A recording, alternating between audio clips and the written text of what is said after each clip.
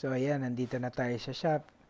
Kung mapapansin nyo, wala nang tao kasi nga lumabas yung yung gumagawa ng bulaklak, no? Yung babae na Saudi.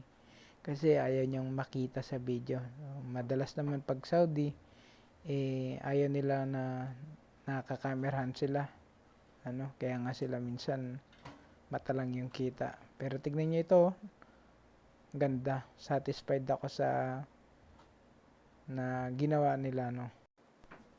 Ayan, hindi na nga ako mapakali, no, kaya binidyohan ko siya habang ako ay palabas ng parking.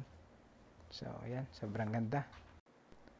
Ito yung parking. So, ayan, nakuha na natin yung bulaklak. Nasa labas na tayo ng parking, no. Malapit lang ito sa workplace namin, no.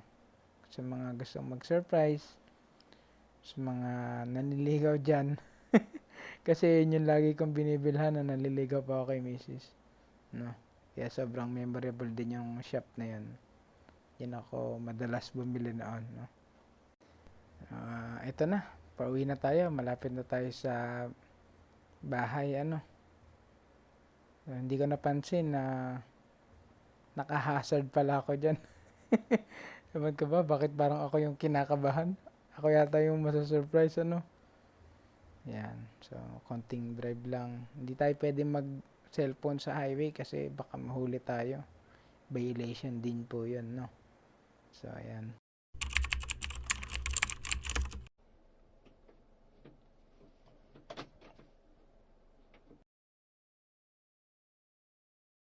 Yan. Kaya nga eh. Aba, The anniversary. may pabulaklak pa. Aray ko. Buntis yan. Ano na? Kaya pala nawala. Hindi ka nakita? Ano masasabi mo sa surprise? Abo?